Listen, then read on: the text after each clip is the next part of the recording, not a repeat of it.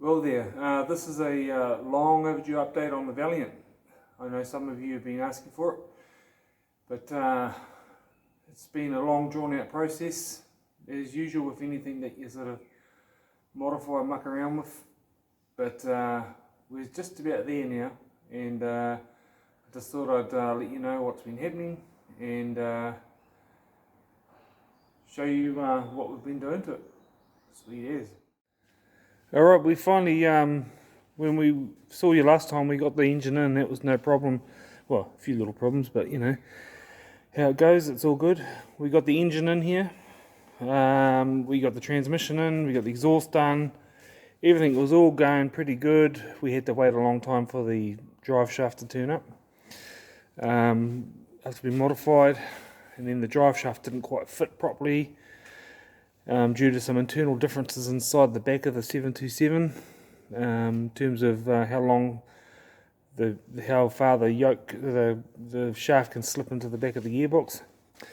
But we got past all that, that's fine, and we fired it up and thinking we were all good, and had no drive. And I've had a bit of a history with cars with no drive, Dodges and Valiant's Chrysler cars, and I was not very happy about it.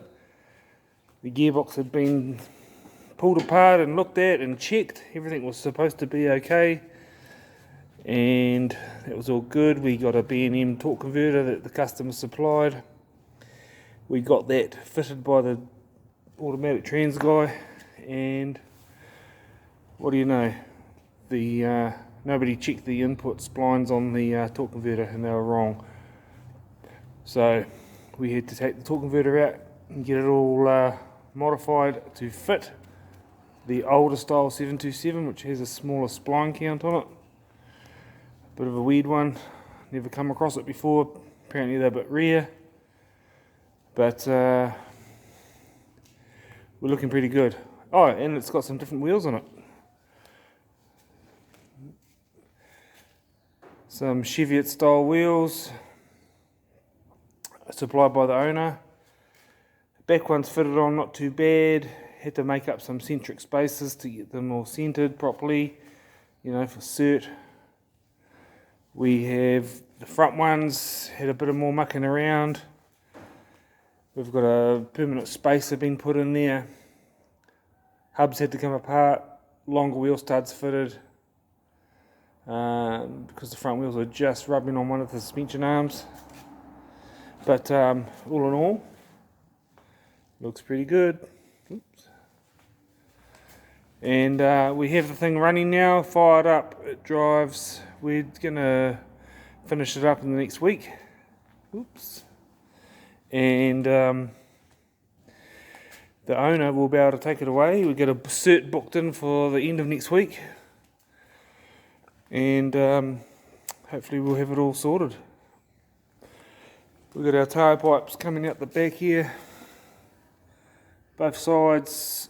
I'll put it on the hoist and show you what's underneath, because it looks pretty good. Go from there. Okay, underneath the car we're going to show you some of the stuff that we've been doing. It might be a little bit dark, but you get the gist of it. We've got a nice pulley kit on there. Didn't fit properly, had to machine a big spacer to make everything line up, but that's alright, that's what we do. Just waiting on a belt for it. We've got a big fat radiator in there that doesn't actually fit for this car, but it's really big and really nice, so we made it fit. It's really big. We've got a starter motor here. I've learned something. There's two different starter motors. One's got 11 teeth, one's got 10. We had the wrong one to start with. Luckily they swapped it out for us. All wide. We've got to make a little plate dust cover for the bell housing there. It's never a 5-minute job just to swap these over. This exhaust system is super. This side here is nice and pretty good, easy to fit. This side here, bit of a mush. We had very close clearances to everything, including the sump, including the engine block, including the steering. And I don't know if you see it up there, but including the oil remote filter system. It was not nice, I tell you. But we've managed to fit it all in there. It's not touching anything. We had to put a flexible dipstick in it, little clamp to hold it in place, all protected. We've got a twin 2.5 inch exhaust system, X pipe, 2 gnarly mufflers, up and over, and out the back. That lighting is not that good, but it needs a good drive. So there we go.